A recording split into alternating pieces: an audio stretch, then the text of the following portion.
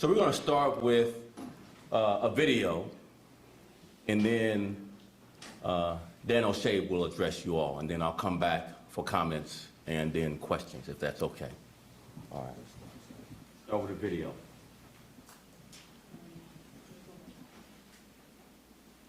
Good morning. We're just going to walk you through brief snippets of video that were taken on Friday night by both pod cameras and other cameras in the area, and then I'll turn it back over to the superintendent. Go ahead, you can turn the lights off. So prior to this video starting, we had about a 1-hour rally at Buckingham Fountain with people exercising their First Amendment rights with no issues. The video is going to kick in as they start marching southbound on Columbus Drive.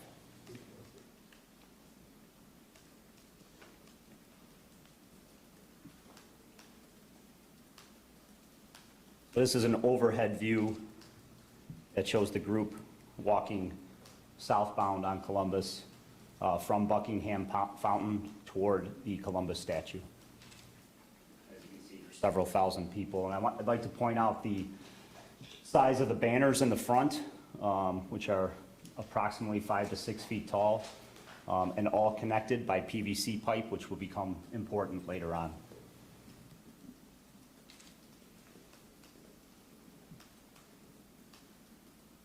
So here you can see minimal police presence at this location. We have police cars in the rear to protect the rear from any vehicles that may come up behind First Amendment protesters that walk down the streets, and they have been doing that throughout the last month and a half. This is where you see the crowd start to march into Grant Park behind the Columbus statue, so they would be just north of the Columbus statue heading into the park.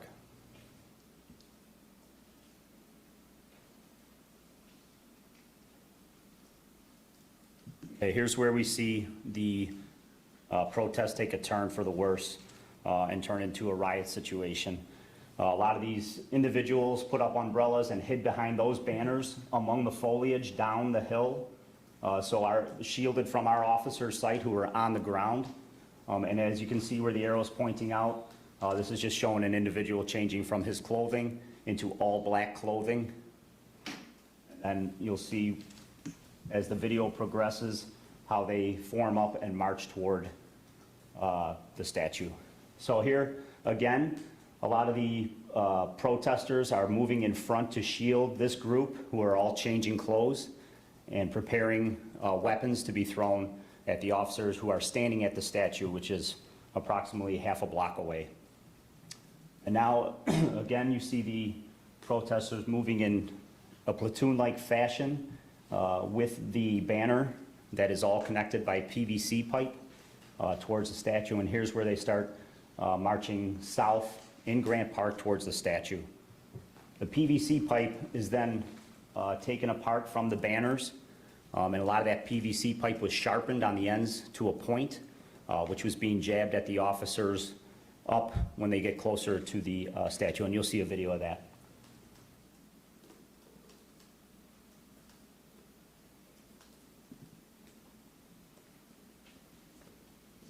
Now they're forming up. You'll see the banners come down, and then they start moving.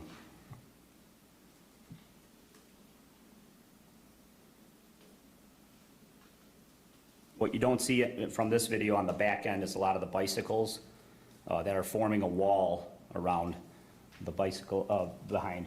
So here's a gentleman dumping out weapons to be thrown at the police, and immediately they start multiple felonies of throwing objects at the police who were standing on the statue.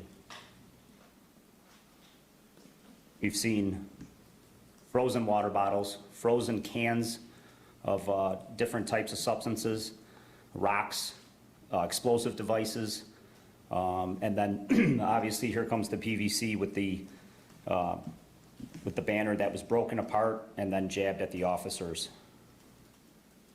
I want to point out that we've had multiple protests at the statue prior to this event that were all peaceful, and we respected everyone's First Amendment right to protest peacefully, but this was not, what you're seeing here was obviously an ambush on the police officers.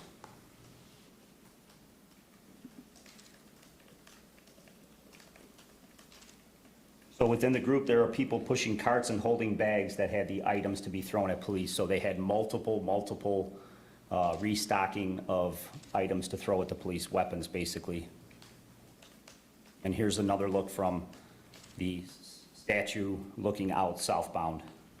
And you can just see the volume that the officers were under, the volume of attack. We had multiple officers injured, multiple officers concussed.